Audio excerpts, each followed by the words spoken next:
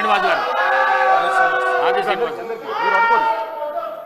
అధ్యక్ష, ఈరోజు పర్యాటక రంగం పైన పర్యాటక శాఖ మార్చులు, టూరిస్ట్ శాఖ మార్చులు ఈరోజు ఓ పాలసీ పైన వారు అసెంబ్లీలో మరి మాట్లాడినటువంటి తీరు, అసలు గత ప్రభుత్వం 10 సంవత్సరాల్లో ఏ రంగానికి కూడా పాలసీ తీసుకురాని సందర్భంలో టూరిజానికి ఒక పాలసీ తీసుకురావాలని చెప్పి నేను ఆలోచన చేసినటువంటి ఈ ప్రభుత్వాన్ని సహకరించాల్సి పోయి రైతు పైన మొసలి కన్నీరు గారుస్తూ మాట్లాడుతున్న మాటలను నేను ఒకసారి అధ్యక్ష మీ ద్వారా మీ ఫ్లాగ్ కార్డులు అధ్యక్ష ఫ్లాగ్ కార్డులు ప్రదర్శించడం తప్పనేటువంటి మాట మేము కూడా నిన్నటి రోజు అన్నాం.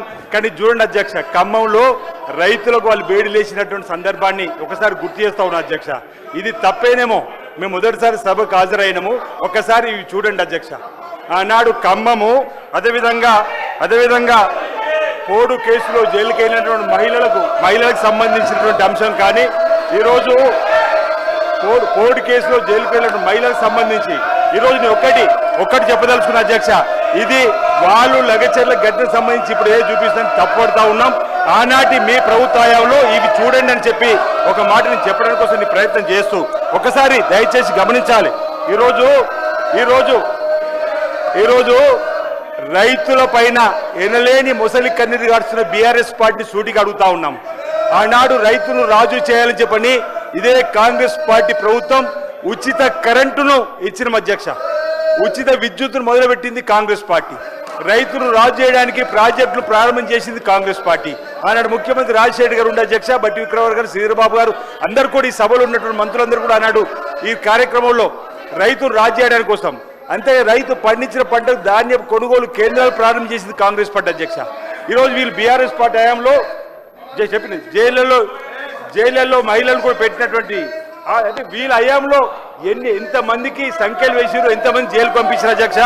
ఈరోజు నేను ఒకటే చెప్పదలుచుకున్నా, ఈరోజు బీఆర్ఎస్ ప్రభుత్వ హయాంలో ధాన్యం కొనుగోలు కేంద్రాలు కూడా కోత పెట్టి ధాన్యం కొనుగోలు కేంద్రాలను ఎక్కువగా ధాన్యం కొనుగోలు కేంద్రాలను కూడా రైతుకు తీవ్రంగా నష్టం చేసినటువంటి బీఆర్ఎస్ పార్టీ రైతుల గురించి మాట్లాడారు అధ్యక్ష. 40 కిలో సంచికి 3 నుంచి 4, 5 కిలో దోపకం చేసి రైతులు నట్టేట ముంచినటువంటి వీళ్ళ ఈరోజు రైతుల గురించి మాట్లాడారు అధ్యక్ష అంటున్నా.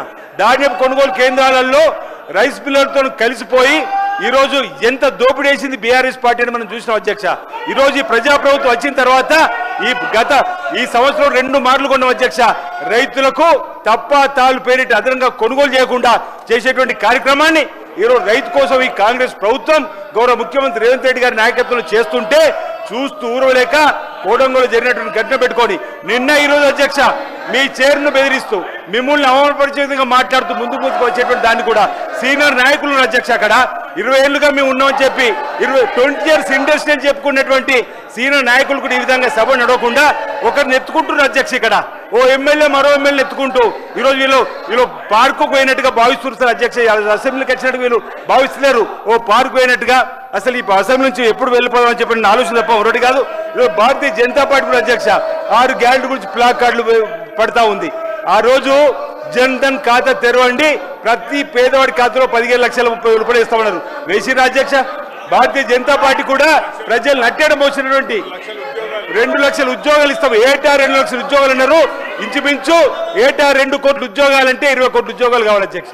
ఈ రోజు దేశవ్యాప్తంగా భారతీయ జనతా పార్టీ చేసినటువంటి అంశం కూడా చూసిన అధ్యక్ష. ఈ రోజు మా జూపల్లి కృష్ణారావు గౌరవ మంత్రులు చేపట్టేటువంటి ఏదైతే ఈరోజు పాలసీ గురించి చక్కటి పాలసీని తీసుకొని వచ్చేటువంటి దాన్ని ఈరోజు మీ అందరూ కూడా బలపరిచే కార్యక్రమం అధ్యక్ష.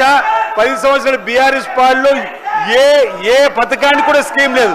గల్ఫ్లో చనిపోయే వరకు 5 లక్షల రూపాయలు ఈరోజు మేము ఇచ్చే పాలసీ తీసుకుని వచ్చినాం అధ్యక్ష. అంతకుముందు కాంగ్రెస్ ప్రభుత్వమే గల్ఫ్లో మరిస్తే 1 లక్ష రూపాయలు ఇచ్చినాం, ఈరోజు 5 లక్షలు ఇచ్చేటువంటి పాలసీని కూడా తీసుకుని వచ్చినాం. అనేక కార్యక్రమాలకు ఈరోజు అసలు బీఆర్ఎస్ పరిపాలనలో ఏ పథకానికి ఒక పాలసీ లేని సందర్భంలో ఒక్కొక్క పథకానికి ఈరోజు పాలసీ తీసుకొచ్చే కార్యక్రమం చేస్తుంటే మద్దతు ఇవ్వాల్సింది పోయి ఈరోజు చక్కటి భారత వ్యాయామ విద్య మరియు క్రీడా విద్యకు సంబంధించినటువంటి మేము ఒక్కటి సందర్భంగా చెప్పిన తర్వాత ముంగడుకోతా అధ్యక్ష. మేము ఈ ప్రభుత్వం ఏమో ఓవైపు స్పోర్ట్స్ యూనివర్సిటీ తీసుకురావాలని చెప్పని చూస్తుంది, ఓవైపు గంజాయి రహిత రాష్ట్రంగా మార్చాలని చూస్తున్నాము, ఓవైపు స్కిల్స్ యూనివర్సిటీ తీసుకొచ్చే ప్రయత్నం చేస్తున్నాం. కానీ బీఆర్ఎస్ పార్టీ విద్వేషపు వాట్సాప్ యూనివర్సిటీని తెలిసి విద్వేషపు వాట్సాప్ యూనివర్సిటీ ద్వారా ప్రజలందరినీ తప్పుదో పట్టిస్తున్న సందర్భం అధ్యక్ష.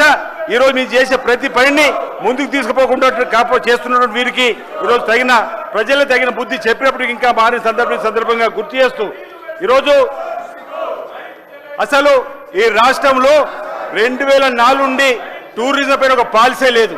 ఈరోజు జూపల్లి కృష్ణారావు గారు 2025-30 సంవత్సరానికి తెలంగాణ టూరిజం పాలసీ ఆవశ్యకత పైన ఒక కార్యక్రమాన్ని రూపొందించి ఈ సభ ద్వారా ప్రజలకు చెప్పడం అనేది ఈ ప్రభుత్వం కట్టుబడి ఉండి రాబో రోజుల్లో టూరిజం ద్వారా పర్యాటకులు దేశ విదేశాల నుంచి భారతదేశంకి వచ్చిన వారిని భారతదేశంకి వచ్చిన ప్రతి ఒక్కరు కూడా తెలంగాణకు వచ్చే విధంగా హైదరాబాద్తో పాటు ఈరోజు మన తెలంగాణ నుంచి 9 ప్రాంతాల్లో ఉన్నటువంటి వాటిని వికారాబాద్లో కానీ సోమశిల, రామప్ప, కాళేశ్వరము, నాగార్జున సాగర్, భద్రాచలం, వరంగల్, చార్మినార్ ఈరోజు మనం ఏదైతే మూసీని కూడా ఈరోజు డెవలప్ చేయాలనుకుంటుంది దాన్ని చేసే కార్యక్రమంతో పాటు నేను కొన్ని సూచనలు కూడా సందర్భంగా చేస్తున్నా అధ్యక్ష.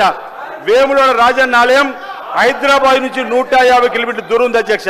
శంషాబాద్ ఎయిర్పోర్ట్ నుంచి కూడా ఈరోజు వేములవాడలో కూడా పర్యాటకంగా పెంపొందించిన చక్కటి అవకాశాలు ఉన్నాయి. కాబట్టి అక్కడ మా దగ్గర mid Manair dam, lower Manair dam కరీంనగర్లో ఉన్నటువంటి సందర్భంలో సీ ప్లేన్లను కూడా మనం ఒకవేళ అవకాశం ఇచ్చినట్టయితే అధ్యక్ష, ఇప్పటికే ఆంధ్రాలో విజయవాడ నుంచి ఈరోజు శ్రీశైలం వరకు సీ ప్లేన్లు అవకాశం ఇచ్చి పర్యాటక రంగంగా ముందుకు పోవడానికి అవకాశం ఇస్తున్నారు.